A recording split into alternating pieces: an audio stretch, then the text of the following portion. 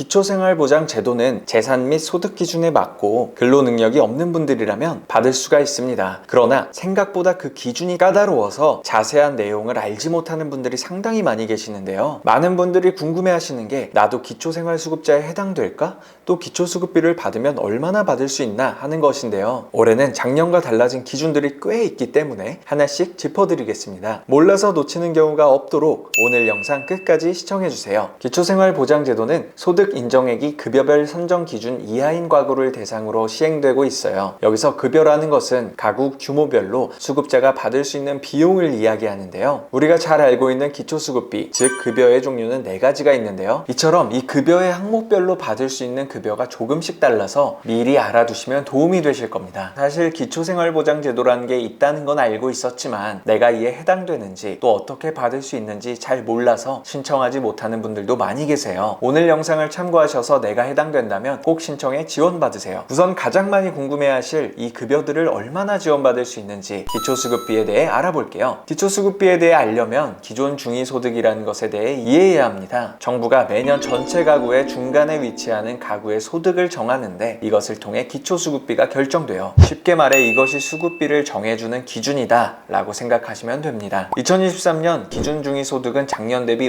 5.47% 올랐어요. 자세한 비용은 표를 참고해 보시면 도움이 되실 거예요. 자, 그럼 각각 급여의 수급비를 살펴볼까요? 생계급여는 기준 중위소득의 30%, 의료급여는 40%, 주거급여는 47%, 교육급여는 50%가 지원이 됩니다. 이 급여의 비율을 위 기준 중위소득에 곱하면 돼요. 아래 표를 참고해 보세요. 그렇다면 여기서 또 궁금해지죠. 내가 이 기준에 과연 해당이 되는지요? 이제부터는 소득 인정액이라는 것에 대해 알아야 해요. 이 소득 인정액 금액이 기준 중위소득보다 크면 기초수급비를 받을 수가 없게 되거든요. 소득 인정액은 일반적으로 내가 버는 소득 그 자체가 아니에요. 소득 플러스 재산이라고 생각하시면 이해가 쉬울 거예요. 좀 더 자세히 설명드리자면 소득 플러스 재산의 소득 환산액으로 보는 게 맞는데요. 나는 버는 돈이 하나도 없는데 라고 하시는 분들이라도 재산 플러스 생활준비금보다 많으면 기초수급비 대상에서 제외가 됩니다. 가구 구성원이 번 모든 소득을 월 단위로 나누어 재산 또한 환산해서 합친 금액이 소득 인정액이 됩니다. 사실 소득 인정액도 공식적으로 이해하려면 어려워요. 모의 계산을 할 수 있는 사이트가 있으니 참고하시면 도움이 되실 거예요. 여기서 중요한 거 한 가지 더 알려드릴게요. 바로 2023년에 달라진 재산 기준입니다. 최근 집값이 많이 올랐잖아요. 이러한 사회적 변화로 인해 기존 기초수급자분들이 지원을 받지 못할 우려가 있고 또한 복지사각지대에 놓이는 분들이 많아질 수 있기 때문에 그 기준이 완화된 것인데요. 재산의 기준이 되는 주거용 재산 한도액을 높이고 기본재산 공제의 기준을 변경했어요. 기본재산 공제액이란 안정적인 주거 환경을 위해 필요하다고 인정되는 금액이에요. 소득 인정액 산정 시에 제외가 되는 금액이죠. 기존에는 대도시 기준 6,900만원, 중소도시 4,200만원, 농어촌 3,500만원이었던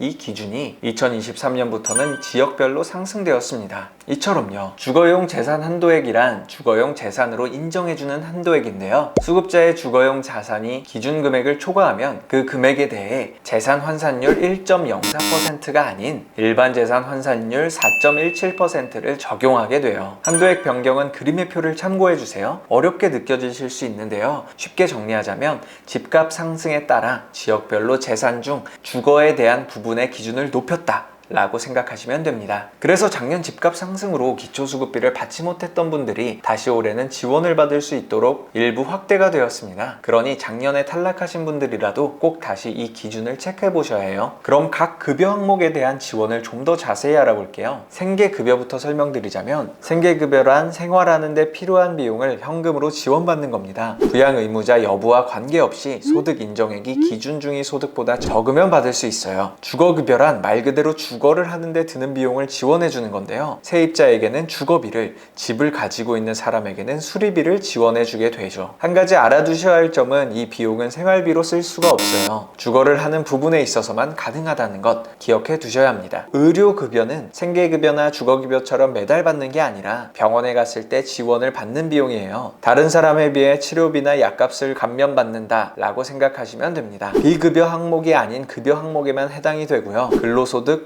공제가 없고 부양 의무자가 있으면 수급할 수 없습니다. 생계급여나 주거급여보다 조건이 까다롭다고 할 수 있죠. 그래서 나 생계급여는 받는데 의료급여는 못 받는다 하시는 분들이 있을 수 있어요. 2023년 달라지는 기초생활보장제도 의료급여에도 있는데요. 기존 급여 항목을 늘려 보장성을 단계적으로 확대한다고 해요. 마지막으로 교육급여가 있어요. 교육급여는 초중고등학생이 있는 가정의 수업료나 학용품비를 지원해주는 제도입니다. 2023년 달라진 점은 현금이 아니라 바우처로 지급한다는 점인데요. 이 비용이 올해 크게 올랐습니다. 평균 23.3%인데 코로나 시기에 저소득층 학생들의 교육 격차가 많이 벌어져 크게 인상이 되었다고 합니다. 그런데 이와 관련해서 충격적인 사실이 있다는 거 알고 계신가요? 이 기초생활보장제도가 없어질 수 있다던데 사실일까요? 많은 기존 기초수급자분들이 이 소식에 놀라셨을 거예요. 아직 확정된 바가 있는 건 아니지만 앞으로 어떤 방향으로 흘러나가게 될지에 대해 간략하게 말씀드릴게요. 현재 기초생활보장제도에 대해 사실 문제점들이 많이 제기되어 왔어요. 재산 기준이 너무 높고 부양 의무자, 근로능력 평가 등이 너무 까다롭다는 거죠. 해당이 되는 분들도 잘 모르거나 어려워서 받지 못하는 경우도 있고요. 그래서 이를 보완하기 위한 여러 정책들이 논의가 되고 있는데요. 이야기가 나온 대안책 제도로는 두 가지가 있습니다. 기본소득과 안심소득인데요. 기본소득은 간단해요. 소득과 재산, 근로능력에 관계없이 모든 사람에게 일정 금액을 준다. 안심소득의 경우 기존 중위소득 85% 이하인 가구를 대상으로 지급하는 것을 말해요. 개인이 아닌 가구를 기준으로 하고 소득과 재산 기준을 각각 따로 두게 되는데 근로, 사업, 재산 이전 소득을 모두 합산하게 됩니다. 현재와 다른 점은 이렇게 되면 기초생활보장제도보다